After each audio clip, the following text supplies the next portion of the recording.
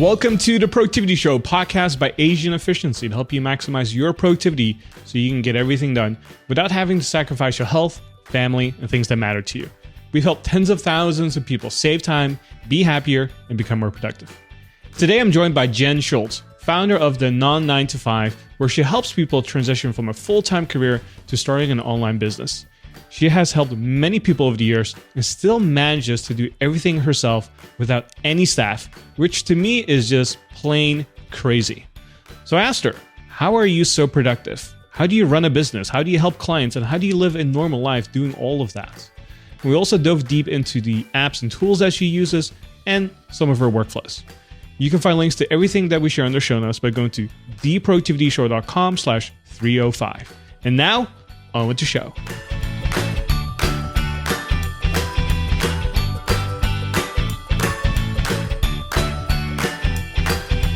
How are you doing today, Jen? I'm great. Thank you so much. Welcome to the Productivity Show by Asian Efficiency. I'm Tan, and today with me I have Jen.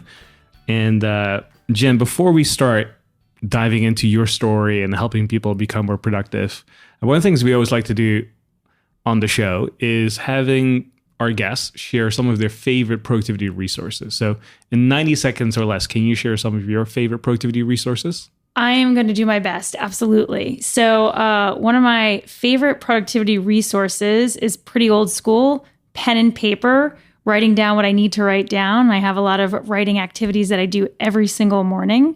I'm also a very big fan of the StrengthsFinder 2.0 book. Great book. Tells you what all your top 5 strengths are. I highly, highly recommend you go out and get that. And I use an app called Zoho, and I use that for my CRM, which really helps me keep up to date and in touch with all the folks I need to reach out to and follow up with. And I've been using it now for probably a year and a half, and it's really great. Nice. So we will have links to all of that in the show notes. So if you miss something, don't worry. You can just check out the show notes in the podcast app. Let's just dive into your story, Jen. Cool. I met you a few months ago. You came to one of our dinner parties that Tim and I host here in Austin called the Skyline Dinner Party, where we bring together entrepreneurs and change makers for just a really fun evening. And I was really fascinated by your story because you're not from Austin. You were in New York before this, and you were teaching at a school.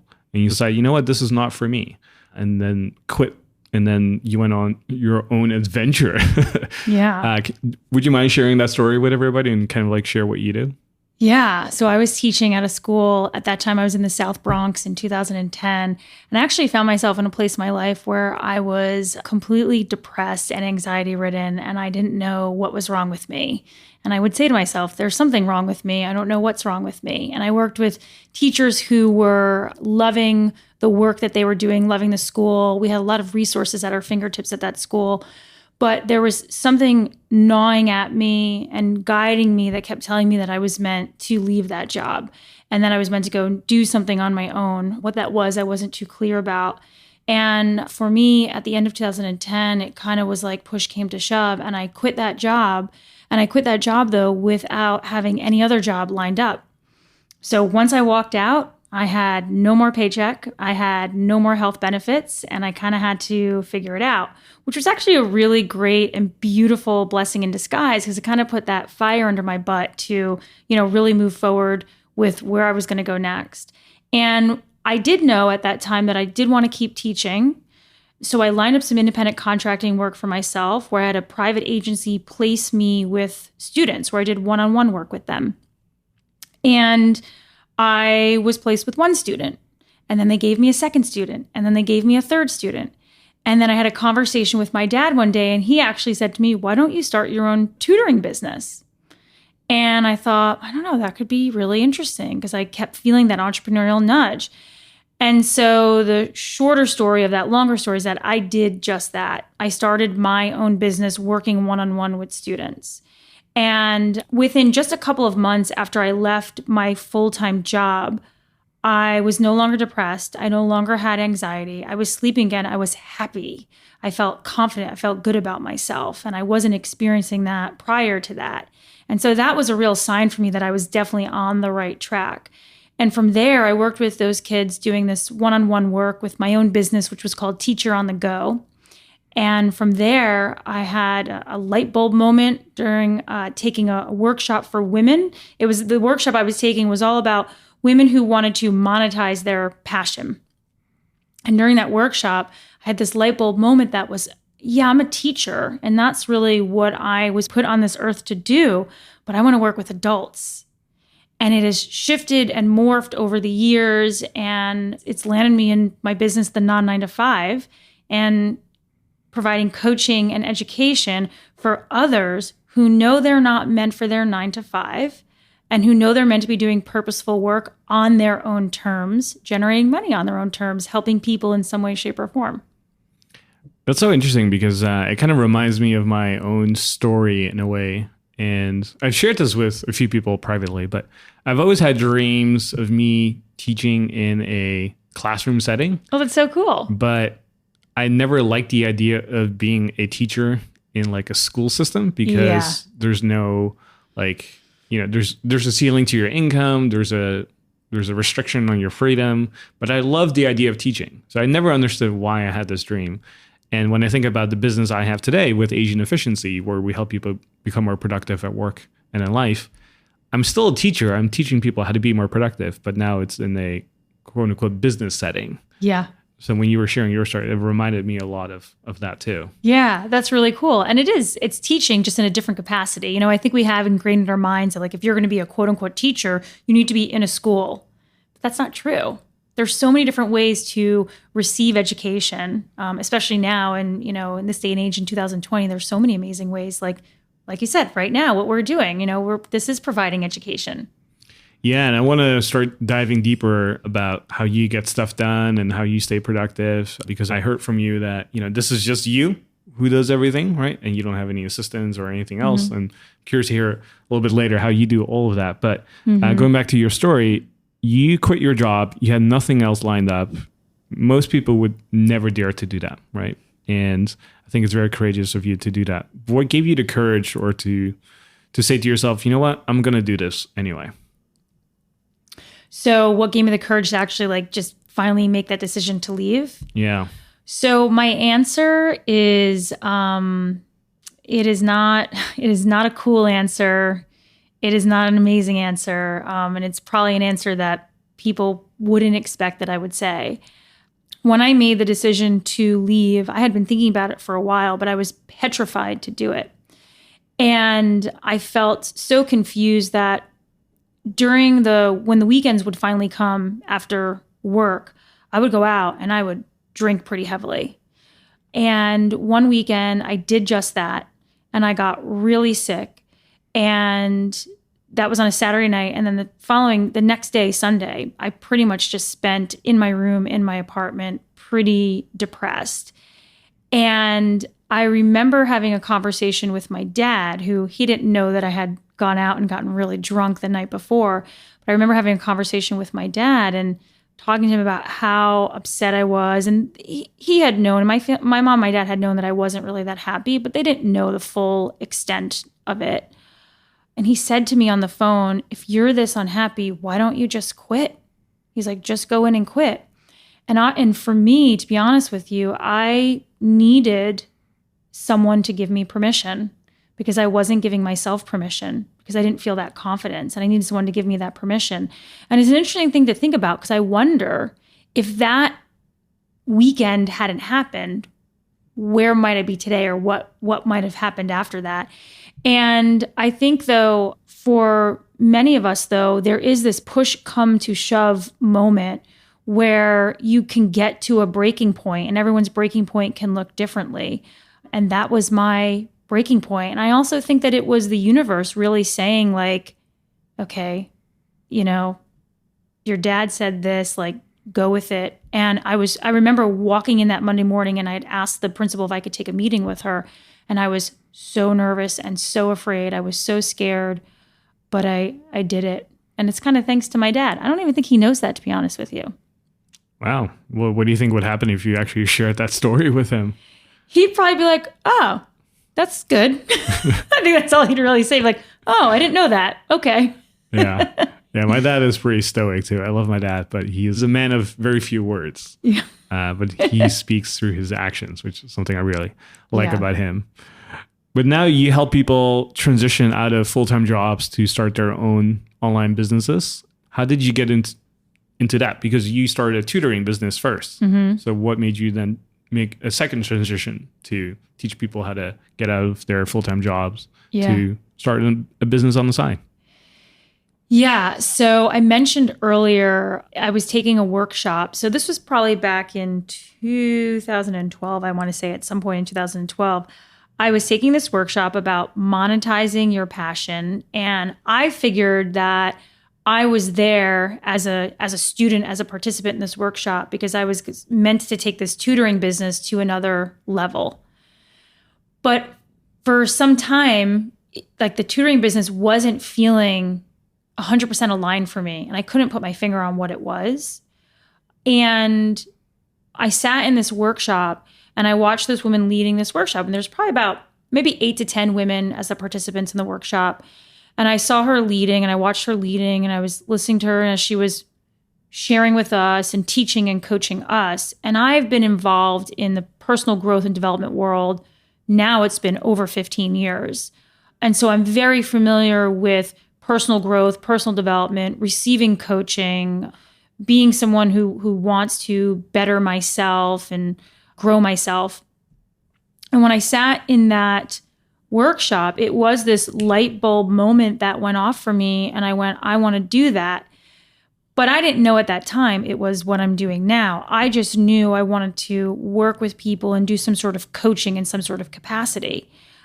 And the way it started was I thought I was meant to work with people on their life purpose, which is kind of interesting because as I've like kind of just circling to where we are now, that is kind of what I do, but just in a very different way. Because in my work, it's about your non-9-to-5 purpose. And so the people that I work with are in that 9-to-5, but they know in their gut, this is not where I'm supposed to be.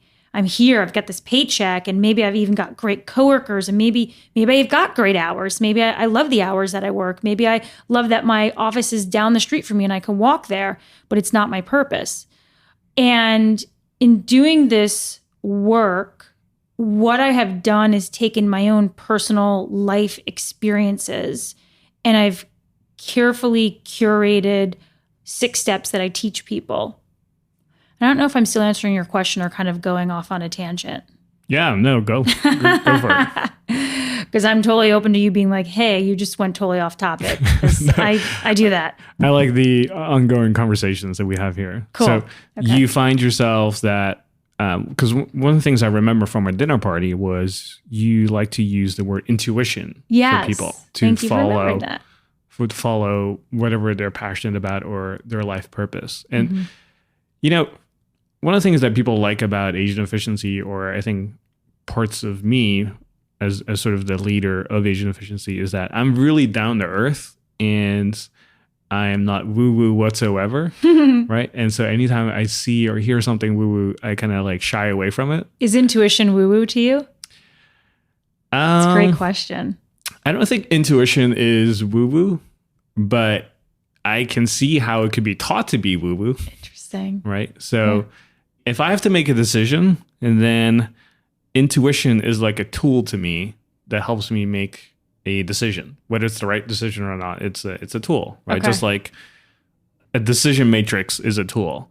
Intuition is a tool. Asking someone's opinion is a tool, right? So Interesting. that's how I see intuition. Yeah. But I remember from our dinner party that you actually see it in a slightly different way of how you utilize it. Yeah, I do. I like though the perspective of it's a tool, because I don't disagree with that. I do agree with that. It's a tool that every single one of us has. We all have it, no matter what. That's the thing that I think is so cool. Every single human being, no matter where they are in this world, has the tool of intuition. Intuition is also referred to as our gut or our gut hunches. You know, I think a lot of people say like, I feel it in my gut, or I feel it deep down, or I just have this knowing, or I just have this sense. That's all intuition right there. My firm belief, though, is that, and this is where maybe you and I will differ, is that if you are truly tuned into your intuition, if you are truly tuned into your gut hunches, they will never, ever, ever, ever steer you wrong. If someone says to me, I followed my intuition, but it didn't happen the way I thought it was going to happen, then I'd have more follow-up questions for them. I'd want to key into, was it really your intuition? And I'd want to key into, well, okay, perhaps it was your intuition, but it wasn't meant to unfold the way you thought it was. And if it unfolded in a different way, the universe has other plans for you. So that's kind of getting a little bit probably woo-woo there. Yeah, I think there's a difference between making a decision following, say, your intuition and whatever outcomes that follows that, right? So, for example, if I make a decision about what business I'm going to start, and I said, you know what, I'm going to follow my intuition, I'm going to start a tutoring business, right? That could be the right decision. And whether that failed or not, that it actually doesn't really matter what the outcome is, because you already made your decision following that particular tool, right? So if it failed, was it because of the intuition? Could be, but it could be for so many other reasons, right? Like the market wasn't ready, your pricing wasn't good, your marketing wasn't that great. Like there could be so many reasons why it failed. So we've talked a lot about this on the podcast, like your failure does not define who you are, right? And so I think it's sometimes difficult for people to distinguish the two, to say, you know, I followed my intuition, but it didn't work out, so my intuition was wrong, right? And that's an easy mistake to make, because I see this all the time when we play board games, as an example, right? I love our board games. We play board games together. I play board games with you. And there's a social deduction game called, for example, Secret Hitler that we've played. Yes. And don't let the name fool you. It's a little bit of a controversial name, which I totally get, but it's a really fun game. And it's not about being a fascist or anything like that in real world, but it's a social deduction game, and you have to guess who's who and what everybody's role is. And my intuition has many times said, oh, I think you are this role. And then it turns out to be wrong. Right. So was my intuition wrong? Yes, maybe. Or was I not in tune, or, you know, whatever. I have a response to that, though. I don't know if you want to go there. Yeah, well, let's go. Because I've played that game, and I've played it with you and a bunch of other people. So what I would actually say is that wasn't your intuition. Oh, okay. And why is that? Well, I know this can get this could probably be like a really sticky conversation, but because you're playing, and we've played the game before, and I know the folks that have listened have not necessarily played this game or heard of it, but because I know that game, it's a game of you're attempting at some sort of strategy. When you're trying to strategize, when you're trying to strategize, you're coming from the mind. And you're trying to use logic. You're trying to figure out, like, logically, is it Jen or is it Sally?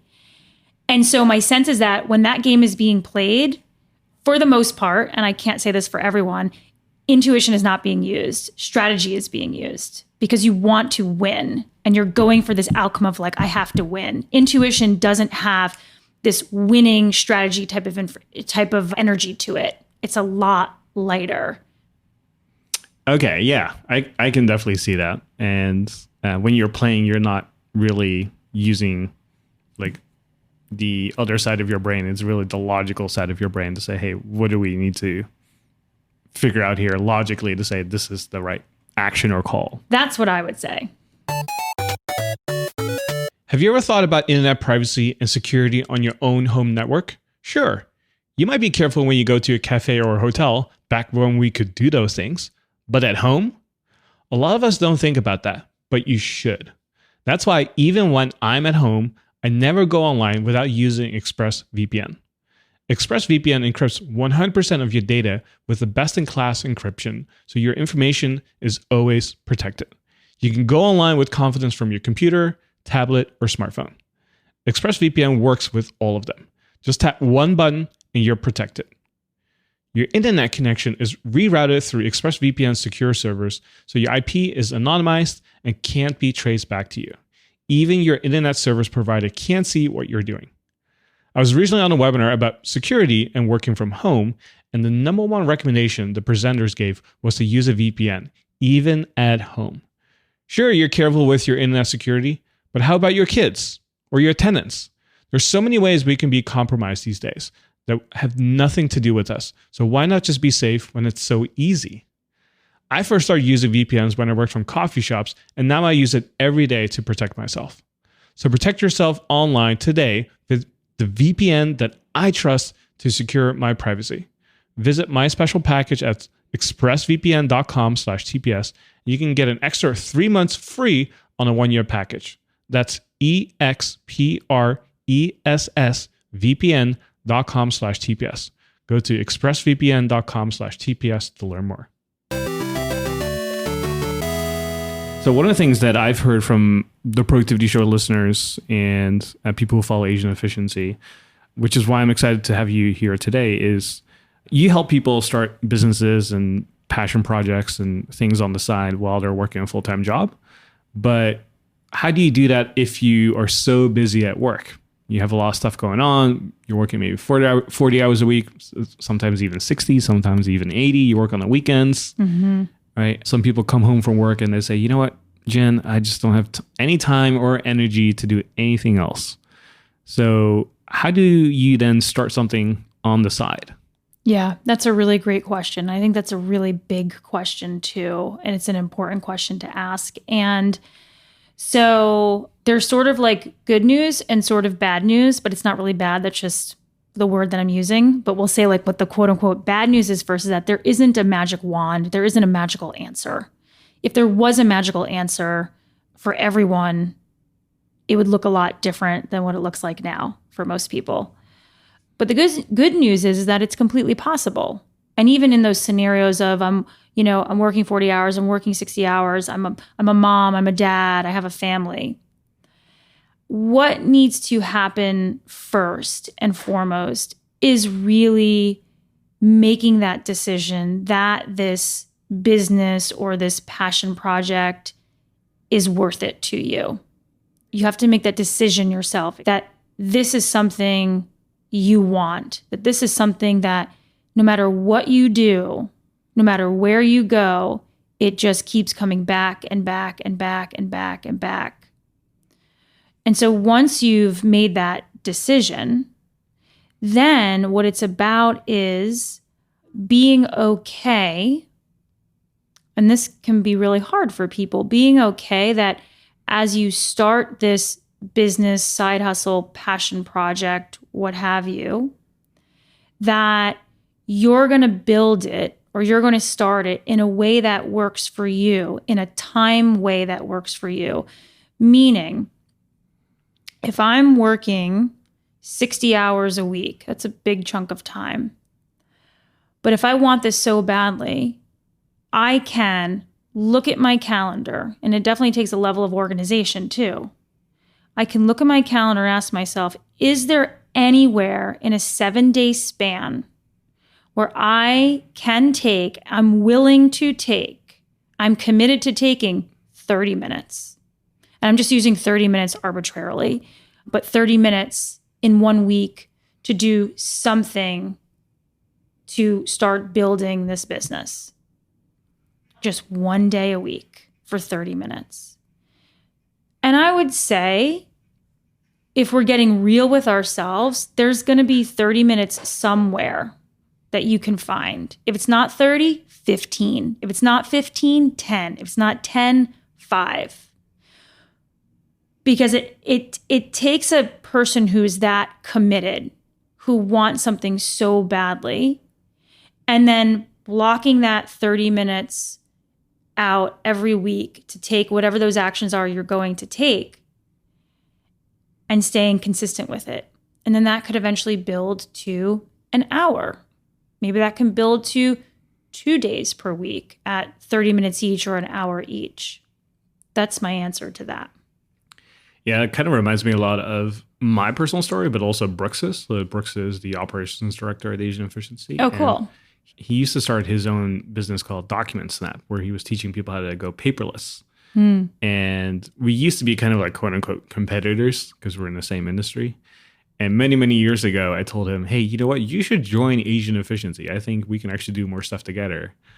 But it reminded me of his story because when he was working in corporate Canada at that time, he wanted to start this side business where he was helping people go paperless.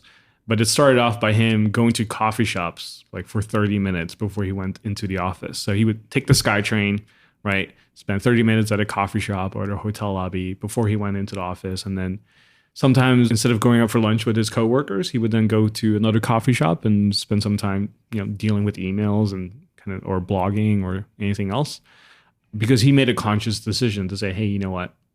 This is really important to me. I just got to figure out in time to do that. And he found pockets of time to do that. Mm-hmm. That's pretty amazing too. And I love a story like that because I really think that also defines a human being who really wants to create something. And however he did it, he saw that he had these 30 minutes before going into the office. And he was like, I'm going to go to these coffee shops, and made that commitment. The interesting thing I think about I feel about all of this is that it's a lot more of an inside game than it is an outside game. And what I mean by that is that it's got to come from within that commitment, that desire. It's got to start there. Because if you have that strong desire, if you have that commitment, if you have that feeling, and you're someone that is not willing to be your excuses, then you can find it just like he did. Yeah. Anything that's important enough to you, you'll figure out a way to make that happen. Right. 100%. I see that with families and parents all the time. Like if something is really important to them, like their kid has to go to school or has to be picked up or, dropped off somewhere, even if you have a crazy schedule, you'll figure out a way because it's that important to you. Well, you know what that makes me think of? So when I was, and you know this because this just happened a little while ago, when I got here, I was trying to find parking. And I went and I parked and I went to the meter to pay. I stood in front of the meter for about 10 minutes and it didn't work. And I was like, well, where do I go? What do I do? And so I drove down the street to another meter and another 10 minutes went by. But the reason why I bring that up is that an old part of me probably would have been like, I should just go home. A very old, from like years ago part, I would have been like, I should just go home. This is stupid. These meters aren't working. They're not taking my cards. I drove all the way here. What am I going to do? And so that might kind of sound like a silly example, but as human beings, like we can have a tendency to just give up or not be fully committed to something. And what actually happened as a result of my own energy and just kind of laughing it off because it was a funny situation is that the meter guy happened to be there and he said, don't worry about it. I'll be here for the next 2 hours. And so I didn't even have to pay for parking and I got a spot on the street. I also think that that's the universe working too. You have some good karma points from the time we did some volunteering together. Yeah, I do. For those who didn't know, I organize a lot of volunteering events here in Austin. And Jen came out one day where we helped the local food bank. So we were packaging foods, and I guess the universe paid you back in that sense. Yeah, for so sure. I'm still waiting for my payback, universe. So if you're listening, I'm waiting. It's on its way to you.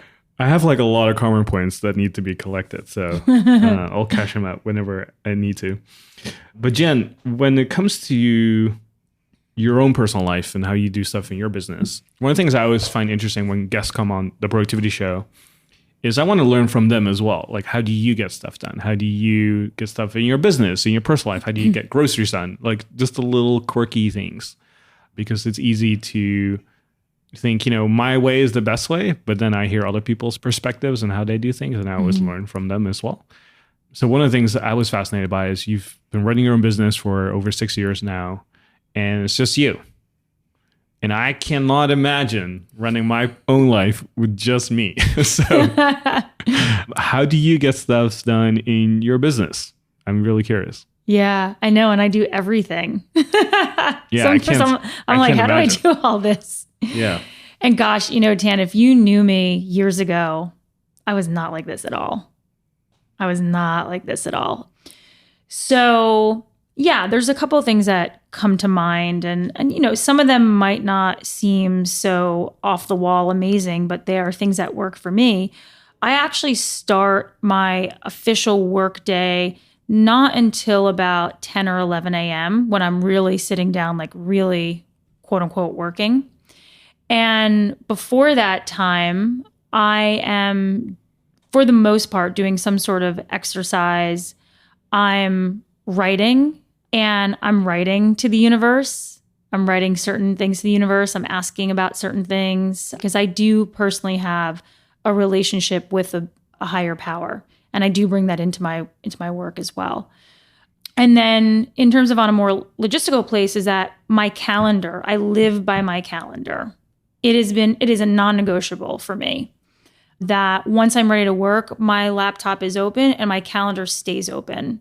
And I go through everything that's in the calendar, and I schedule things out in advance, and I schedule them in blocks of time where I sense like this is going to take X amount of time for me. And I block that out in my calendar. It's color coded.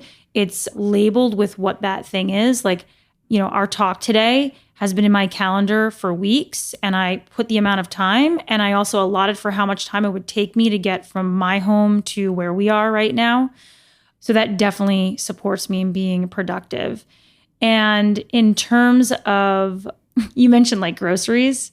So, and earlier before we started our talk here, I was like, yeah, that's something I want to share because I really love grocery shopping. It's really cathartic for me. And I enjoy being in the grocery store, like pushing my cart around or with my basket, like looking at all the different things. But when I grocery shop, I'm really efficient grocery shopping. I go to Trader Joe's or Whole Foods. I know exactly where everything is that I need in Trader Joe's.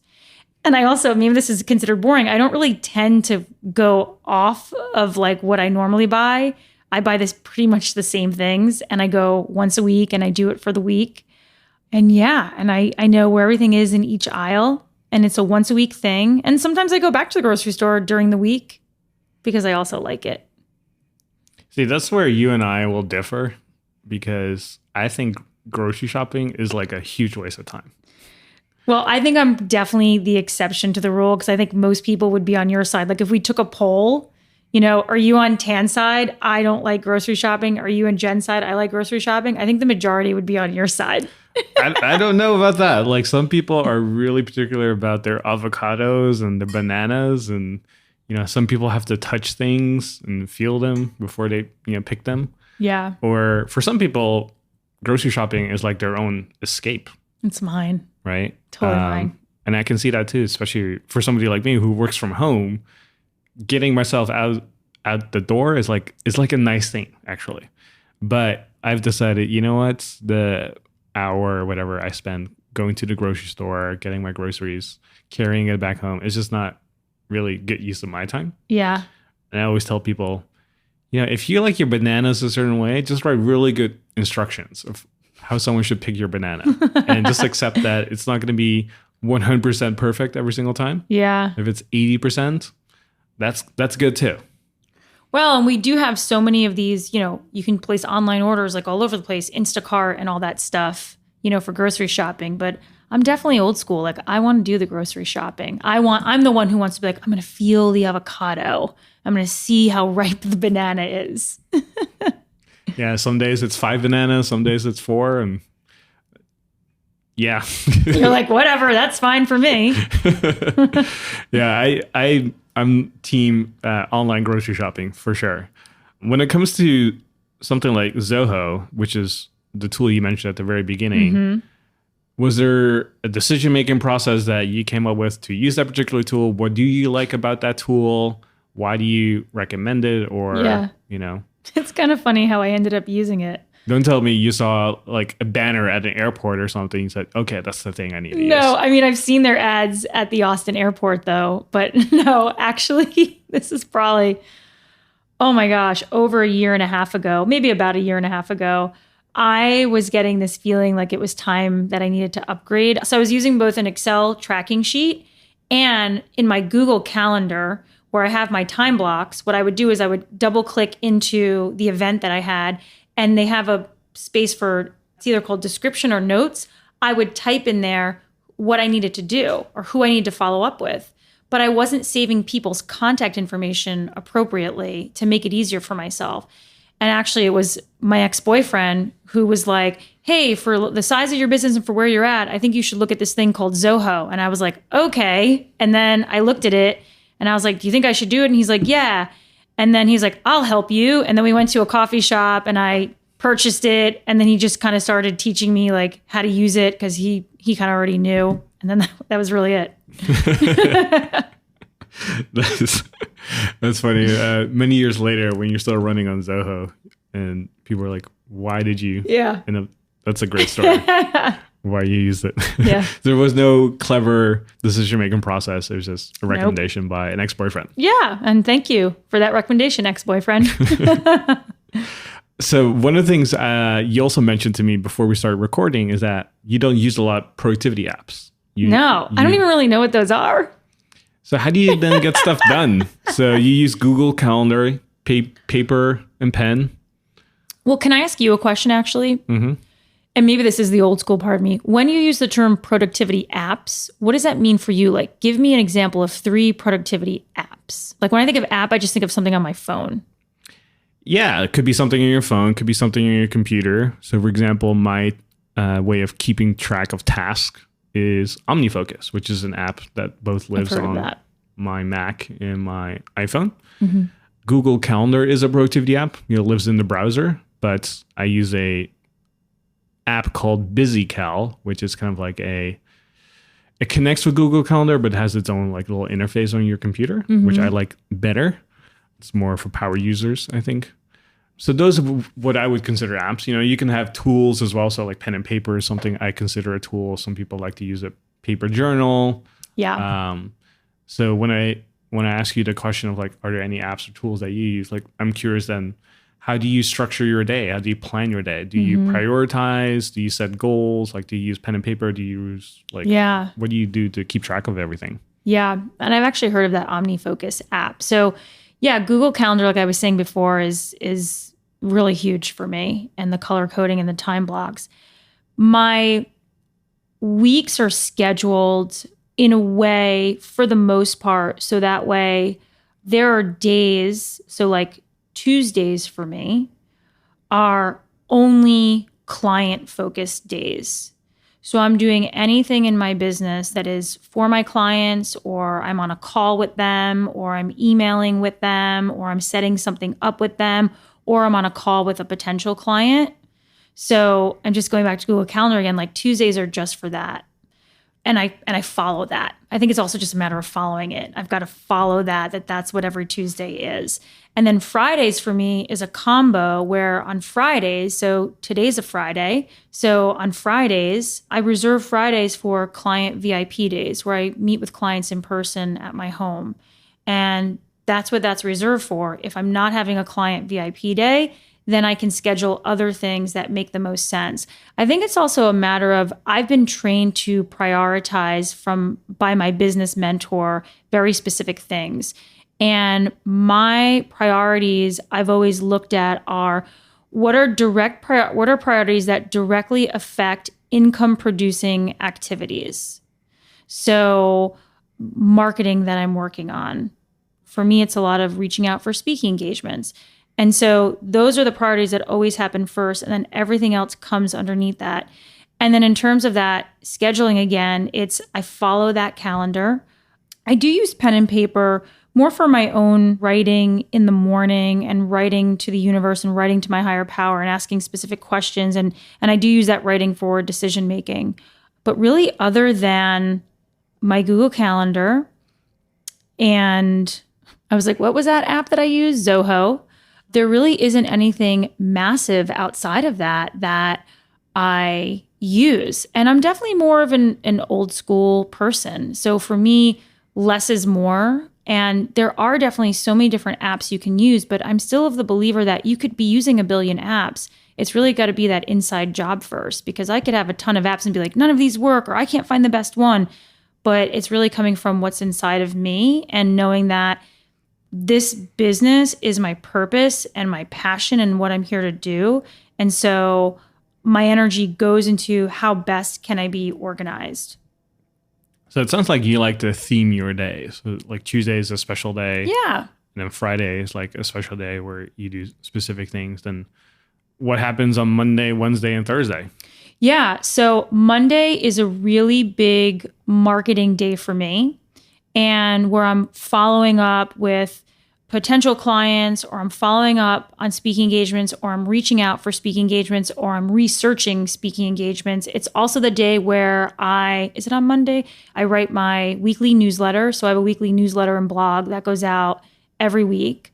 I write that every Monday, and that's just blocked out. It just says 1 hour newsletter, and I have to sit down at that hour and write that newsletter. It's funny, I'm such a visual person. I want to be like looking at my calendar right now to tell you like all the other things. And then sometimes I'll take phone calls with people on that day. And then Wednesday is another marketing day, Thursday as well. But also I'm a participant, a member, a client of a business mentorship program that I've been part of now for over 6.5 years. And it is like a whole education that I get. I have recordings I have to listen to. I have calls I have to show up for. Sometimes the calls are an hour and a half long. Sometimes they're an hour. Sometimes there's 30 minutes.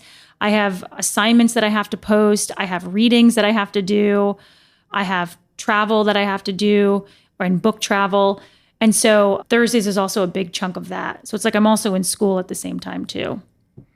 Wow. So theming your days, pen and paper, Google Calendar, Zoho, that kind of is the tool set of Jen. That's Shultz. it. I should just call you Miss Bare Bones at this point. I like that though, because I am pretty bare bones. I'm not a fancy schmancy kind of person. Like, I mean, even if you go to my website, it is not a cool website. Like, let's just be honest here. It's not cool. I made it myself. There's a whole reason why I made it myself. That was not my choice. There's a funny story behind that, but it does what it needs to do for now.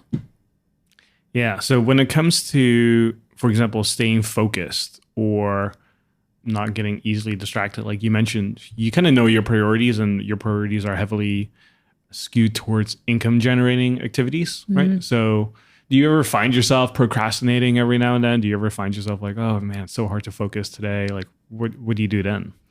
I find days where, I do find days like that. They are definitely a lot less now that I've been doing this for so long and have figured out what does work for me, but I'm human, so those things happen. And wait, sorry, now as you asked that question and I started talking, you want to know what I do on those days when that happens? Yeah. I have to catch myself, and I will catch myself, and I'll be like, and I'll actually talk out loud. I'll be like, what am I doing? Like what all of a sudden I'll find myself in like a loop. And usually for me, if it's a loop, I've gotten sucked into social media. For the most part, my phone, so here's actually a productivity hack, maybe. Let's see if I'm using it right. So you've got your laptop there, and like if I have my laptop in front of me, my phone is not only on silent, so if you were to call me, it goes straight to voicemail. I can't get a text. It's actually behind my laptop because I can't see it. It's out of sight, out of mind. I can't see it at all. That allows me to forget about it and really be focused in what I'm working on. But when I finish a task, I might pick up my phone and check if there's a text or look at something on social media. And there can be a tendency to get sucked into like, what did this person write? And what about this? And I'm like, oh, what's on this? And all that stuff, which we all do now because we're all on social media. And some time will go by and I just go, whoa, what am I doing? And I have to just snap myself back out of that. I don't think there's a really magical thing for that. It's just snapping myself back out and really asking myself, what's my commitment? Is my commitment to social media? Is my commitment to be scrolling on social media? Or is my commitment to be working on my business so I can empower more people and get more of this message out and do what I'm meant to be doing? Yeah, that makes sense. And one sort of productivity hack, if you can call it, that is the way I do it is when I take a break, I always change where I am. So for example, here in my apartment, if I'm taking a break, I might go on the balcony and then catch some sun. Because one of the things I've discovered is that I feel a lot better if I have enough sunlight. Yeah. And I also know that if I sit too long in the sun, it gets too hot or my skin starts burning and I'm go, oh, wait, it's time to go back in. And it's like a natural reminder for me to get back to work. But the bigger takeaway there is like if you change your environment, I find that it's an easy way to kind of like distance yourself, but also re-engage yourself and not get sucked in. in a way. Yeah, I agree with that too. And I have little things like that I do. I mostly work from a table in my living room, but I also have a stand-up desk. And I'll be honest, sometimes I get kind of lazy and I keep sitting and sitting and sitting. But then I'll realize I have a standing desk for a reason. And then I'll go stand at my desk and I'll work from there. And then I'll shift to my couch. And then I might even shift to sitting on the floor. And then I have a balcony too, and I'll sit out there. When the weather is nice, I always make sure that I have lunch on my balcony so I'm outside and that there's sun out there. And even when it's not so nice, I'll sit out there as well. So Jen, this was super helpful and super fun to kind of share what you do and how you do things. Yeah. If people want to find out more about you, what you do, where should they go?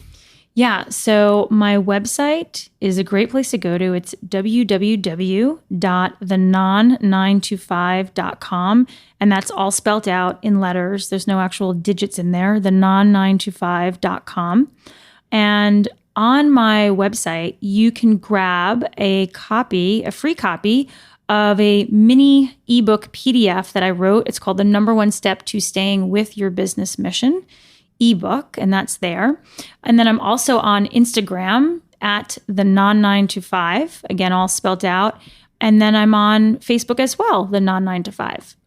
Cool. So we will have links to all of that in the show notes. So if you want to find out more about Jen and work with her or follow up with her, you will have all of that in the show notes so you can find her there. So thank you, Jen, for today's podcast episode. Today was really fun and I really enjoyed it. Thank you so much.